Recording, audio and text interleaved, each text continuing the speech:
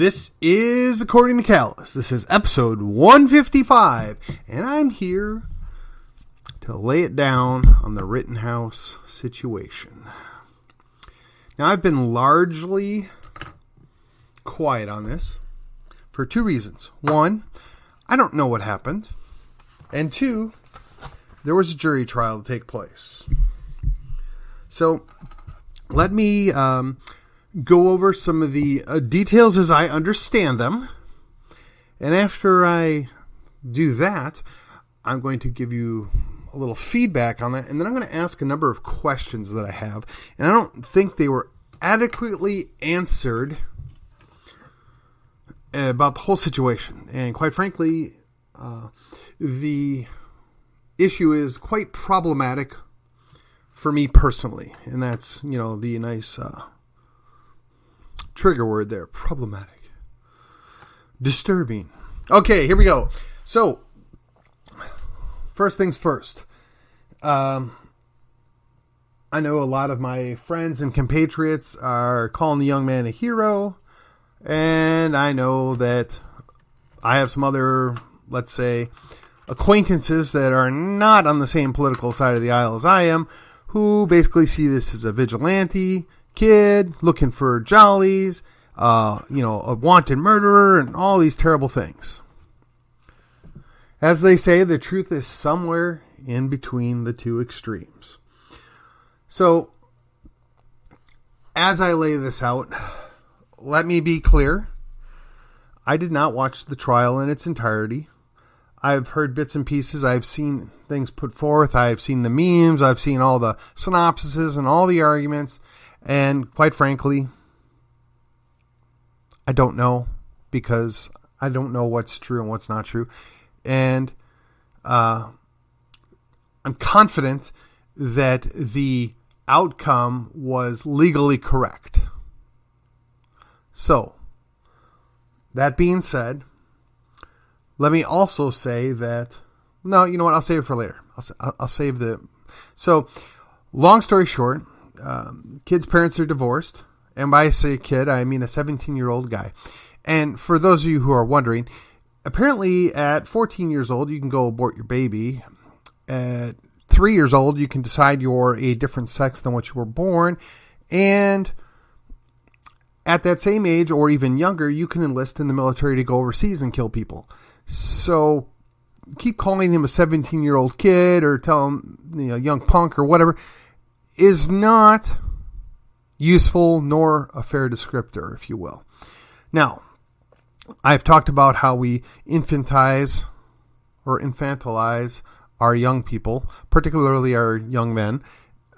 This clearly was not the case. And based upon different things I've seen and heard, it seems like this young man was a pretty stable individual and had done a lot of different activities and seemed to be, a quality character up to this point. So,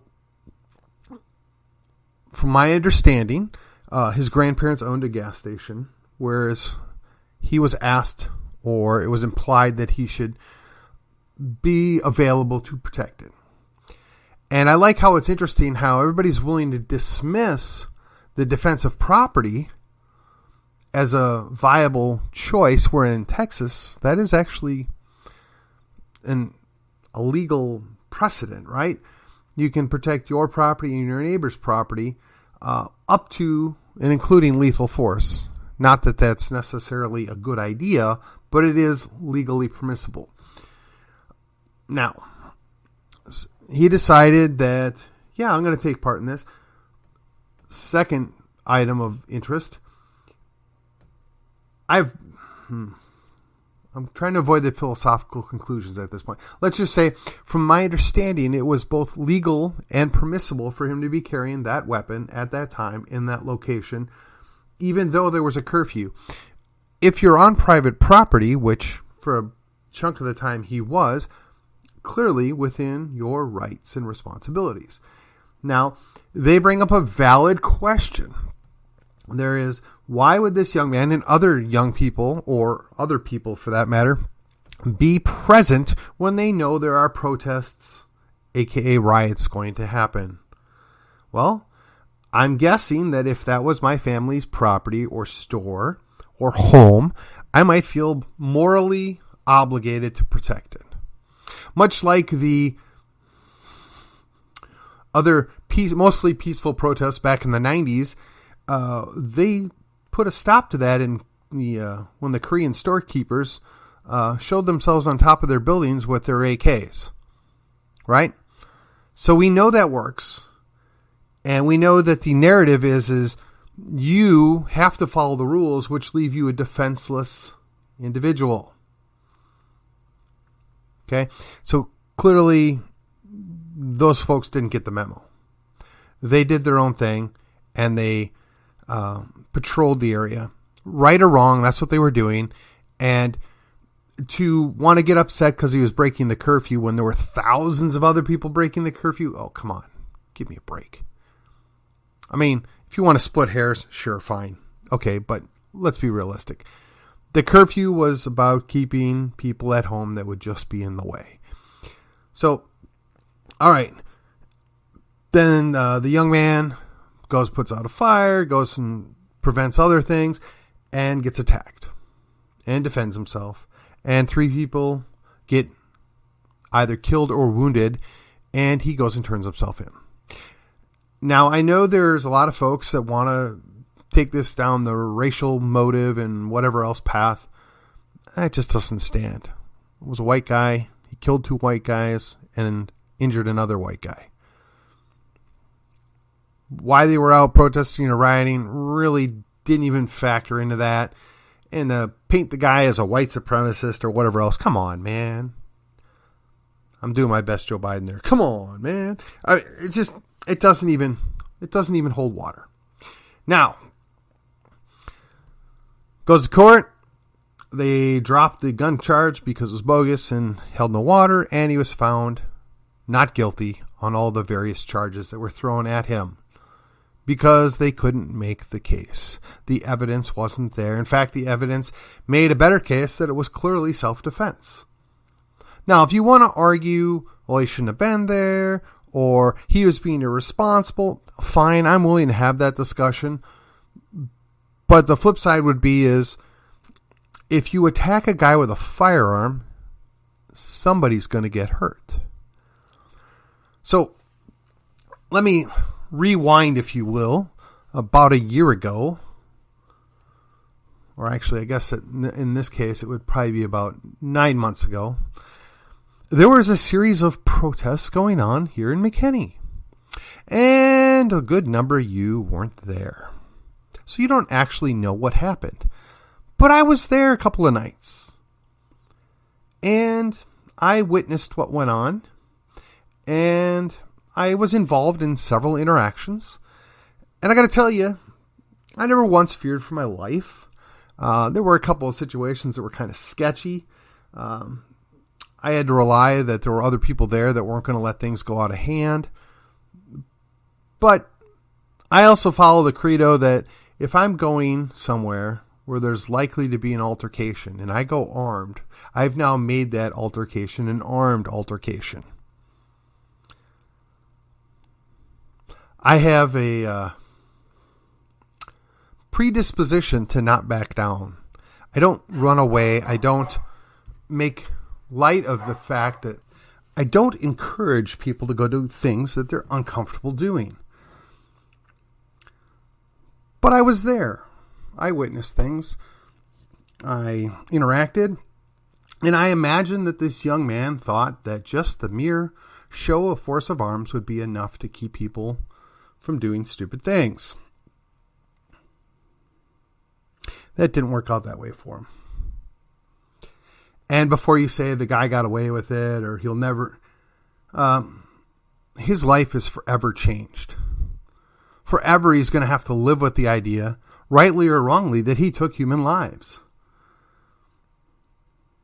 Now, had he been found guilty of something, he would then have to serve time for some sort with that. And there's a whole other ballgame there. I mean, the Q shaman, got, 3.5 years for going into the Capitol building? Again, going down the wrong path. Here we go. Focus back. So he's found not guilty, which is different than indicating that he's innocent, but the prosecution just failed to make their case. It was a mess. They should be ashamed of themselves. Which, now that I've laid that out, let's go on to some of the more interesting things having to do with this case. So, number one, it's been brought to my attention, and I have not verified this. And I'll go back to the old proviso that I've put out before. Just because I've said it, just because I've read it, just because you've read it or saw it, does not make it true. You need to go back and verify anything and everything you've heard or been told or have seen from multiple sources and verify it to be the case. So, let's begin. Apparently, the DA, the lead investigator, aka police officer, and the mayor are all part of the same extended family. Now, if you live in some little podunk town, excuse the derogatory nature of that, some rural enclave where there's only 1,000 or a few hundred people that live there, you'd kind of expect that might happen. But Kenosha and Racine and even Waukesha, where some more action occurred last night, they all have more than a couple thousand people there, by a great number more. So it's kind of an unusual circumstance. I mean, it would be, I don't know, maybe improper to have multiple members of the same family on both the prosecutorial and the investigative side. I mean, I guess the only thing worse would maybe one of the same members of this family was also the judge. But you can draw your own conclusions there. So that's interesting aspect number two. Interesting aspect number three, I guess, would be the mayor saw fit to basically let these things happen in the city without doing anything of any significance to prevent them. Well, why might that be? How did we get here? How did this happen? I would like to know. I would like to know why, we're hunting people down that went into the Capitol building with an invitation by the Capitol Police as domestic terrorists, yet these people can't be found. We have no idea who they are. We're not arresting. We're not prosecuting any of them. Also, an interesting thing is all three of the people that got shot or wounded had extensive criminal records. Now, I guess that shouldn't surprise us when we've got a mostly peaceful protest going on that bad people would be out there and be doing bad things. But that doesn't excuse or make okay that they got the death penalty, if you will. But it, excuse me, it does explain how we got where we're at. So then when we look at how this young man behaved while basically being attacked, it's kind of impressive. I mean, he's carrying an AR-15 with a 30-round magazine, allegedly. I mean, he could have lit up the entire crowd, and he didn't. He could have, hosed down everybody, which is what we always hear, right? You're going to go crazy. You're going to take out the general public. He didn't do that either. As a matter of fact, there are a number of people that have applauded his trigger discipline and his control of his weapon and said that he did an excellent job. Now, I am not person to judge that because, quite frankly, I am not trained in that area. But from what I saw and what I heard and the evidence presented, he seemed very restrained. Now, I would suspect that 90% of the public, when subjected to a similar situation, for whatever reason, would not react as well as this young man had. In fact, I would be willing to bet that very few people, save combat veterans, could actually say how they might act or react in a situation similar to this. Now, you can say, well, I would avoid it. I wouldn't have been there. I would run the other way. Well, that's all true. But if for whatever reason you end up in that situation, armed or unarmed, are you 100% confident how you would react? I wouldn't be. I think that you ought to keep that in mind. There's a very small percentage, save those aforementioned combat veterans that can actually say how they might act in that situation. So, again, very easy to criticize when it's not you. So how did we get here? Well, another interesting thing I might add is my understanding, this young man was supposed to have a buddy with him. He was supposed to have a partner, to have his back, if you will. So the question is where was that guy? Where did he run off to? Where did he disappear to? There are some people that theorize there are other things going on here. There are some people that think that maybe there was nefarious actions at part. I don't know. I don't know what I think about that. I don't know that I want to even give it validity. But it's just out there. You should be aware of it. Now here's a few questions that I just don't have good answers for. Where was the thin blue line? Now we hear repeatedly how it's the police's job or law enforcement's job to keep us all safe. Where were they? What were they doing? Did they keep those buildings safe? Did they keep those properties safe? I mean, we know that they don't have a specific responsibility to protect any one individual. There's at least one Supreme Court case that proves that out. So we know that they're supposed to protect the general public. But where were they? Now, I will say that there are those that are going to point out, well, they were just following orders, or they were doing something else because that's what they needed to be doing. And in a situation like that, there is an appropriate way to look at it. I think my terminology would be triage, right? You got to go deal with the most important or the most critical things first, and you work your way down the ladder. So perhaps what was going on there was not high enough up on that list of triage. That's entirely plausible. Or was it that they were ordered to stand down? Let me give you a similar scenario. So when we had our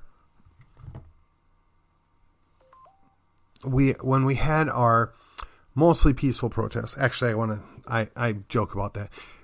I'll give kudos to all the protesters that were in McKinney. To my knowledge, there was never an altercation, violent or otherwise. There was maybe some yelling, some, unkind things said, or maybe a little bit of encroachment, but there was never any fists thrown, never any bodily injuries while I was present or that I was aware of. So kudos to everybody on both sides of that scenario. But that was not the case here, and there was not the case many other places in this country. But in McKinney, after a specific time, all the police that had been previously downtown left. They were dismissed. Now, if you've got a protest going on that has the potential to get out of hand, and some of those folks appear to be armed, and I say appear because I'm not really sure what they had on them, and I wasn't going to go up and ask. At least one of them appeared to have a shotgun, and another one appeared to have some kind of repeating rifle. But I'm not a super gun guy. I'm not going to pretend to know. But in no way was I ever feeling threatened by the presence of them. And I think every protester ought to be able to protect themselves. So if they want to go armed, I'm fine with that. In fact, I defended a former city council member for doing just that. Because that's the principle, and it's the right thing to do. Sometimes it proves to be tougher when it's somebody you don't like or you don't support, but the principle still stands. So, again, the question is, where were they? What were they doing? Now, you could argue that had all the non-protesters gone home, they might have been able to deploy their people better. Okay, maybe. But as what happened in LA was probably fresh in the mind of some other people, or some of the people that have seen other protests get out of hand like they were earlier in that year or the previous year, they probably didn't want to take that risk. And can you blame them? I can't. It seems to me that's a reasonable thing, that I want to protect my property. I want to protect my life, my liberty, my income, whatever you want to call it. I get it. So the next question would be is where was the National Guard? I mean, Tony Evers is the governor, right? If he was concerned about unrest or problems, particularly when he knows that there's going to be a problem, why didn't he put the National Guard out? Why was he not being a little more proactive? I mean, did this maybe fit into his narrative? I don't know. But it's a good question. Where were they? Now, perhaps if they would have been there with their AR-15s, which unfortunately would probably be unloaded because for whatever reason, when we send the National Guard out, most of the time they're not even allowed to load up, which is kind of pointless, but nevertheless. So we look at this, we understand what's going on, and that's the underlying question. So if the city government's not going to do the job that they were hired to do and they were paid to do, and then the state government isn't going to bother to do the job that they were hired to do and paid to do, that kind of does leave it on the individuals. They're going to have to bear the brunt of that burden. They're going to have to do things proactively. And that's why you have individuals that have to go out and do the job. I'm fairly certain that when Mr. Rittenhouse got his rifle and put on his first aid pack, he never once thought about the idea that I might have to kill somebody tonight. I mean, maybe it was something in the far reaches of the back of his mind that there might be a physical altercation, but I'm certain that any 17-year-old kid probably never gave it a thought. And this, I just did it again. I referred to him as a 17-year-old kid. No young man goes out thinking, I'm going to go kill somebody. Not unless there's something wrong with them in the head. And there are individuals that fit that description. And we see them, and they usually end up in jail. So, again, those are two failures, right? Now, also, let's think about this. These families whose family members died, rightfully or wrongfully, do they then bring a wrongful death suit? I mean, they lost the criminal charges that were put upon Mr. Rittenhouse. It's highly unlikely they're going to be able to sue him for wrongful death because he was already cleared. But the city had, a responsibility to maintain order, and they clearly failed to do that. Will the city get sued? Good question. I don't know. Had the city even thought about that? I don't know. Inquiring minds would like to know. Let's jump back for just a second. So, Kyle, Mr. Rittenhouse, was out on patrol, if you will, and he's supposed to have a partner with him. All these teams out there ostensibly were supposed to have partners to prevent this from happening, but his was missing. And that's how he got into trouble, and that's how he got put into a position where he had to defend himself with lethal force. Where was his partner? Where did he run off to? Who was under command and control? I mean, who was running the show here, if you will? Somebody was responsible for what happened in one way or the other. Mr. Rittenhouse was not in this alone. Again, some people think it was a setup. Some people think that the whole point was for this young man to get the crap kicked out of him and be beaten up and have his rifle stolen to try and prove a point that, hey, you right-wingers, you can't protect yourself even with your rifles. You can't stop us. We're going to stomp you into the ground. Well, it didn't work out that way. And I don't know if I believe that, but that is an argument that's out there. And I don't have an answer for it. Then there's a couple other things directly related. So there's plenty of footage of this. I'm not sure how much of it is, video footage from the local buildings, how much is, just people with their phones out. But the most disturbing thing was the FBI drone footage. The FBI had drones out, and they were filming things and watching this stuff happen. Why didn't they dispatch somebody? Why didn't they warn somebody? Why didn't they do something beyond recording it? And then the prosecutor gave a less than reliable or a less good copy, if you will, to the defense, and then used the best version for himself. Now, I guess I understand why you might do something like that, but that's not the way it's supposed to work in our justice system.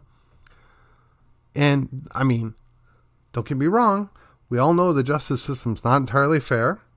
and that innocent people get jailed, they get prisoned, they get punished, and guilty people walk free. And a lot of that has to do with the idea there's rules for thee and rules for we. So some of those favored people fall under the protection of the rules for we.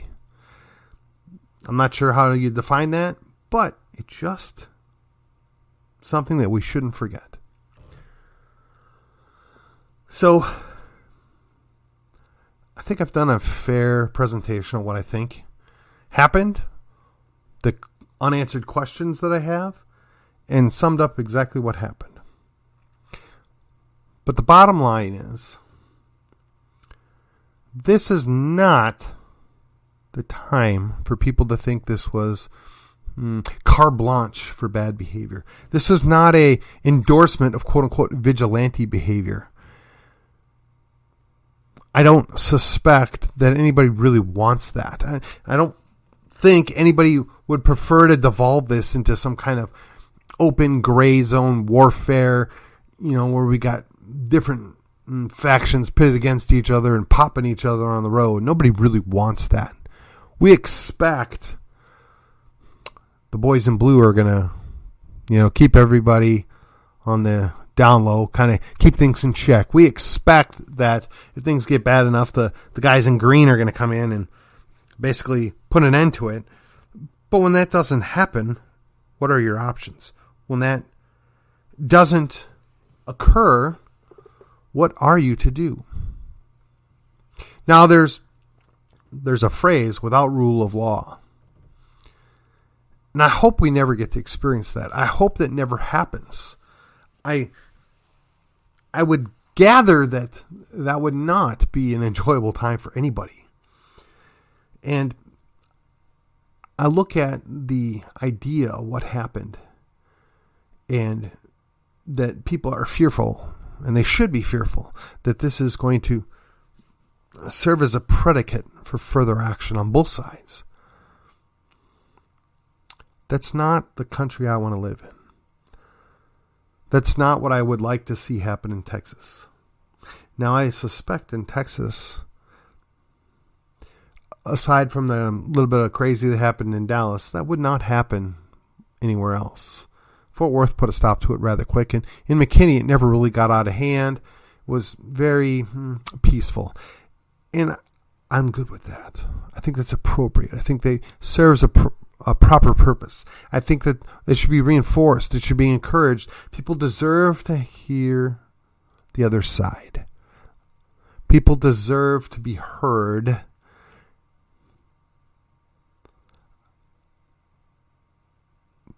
At the end of the day, it has to stay peaceful, because if it doesn't stay peaceful, it devolves, and it devolves rather quickly. I have maybe a few more thoughts on this that I'll hit later on as time goes on. And tomorrow I'm going to probably do a special short episode having to do with the events that unfolded in Waukesha. I don't want to believe the two are related, but it's inescapable that there's a very strong likelihood that that is the case. And that's both disappointing and frustrating all at the same time. But before we jump to conclusions, let's make sure. Let's let the system work to the best of its ability. Let's verify exactly what happened, how it happened, and who caused it before we start calling for actions that we can't undo. With that, this is According to Callus. I will see you on the other side.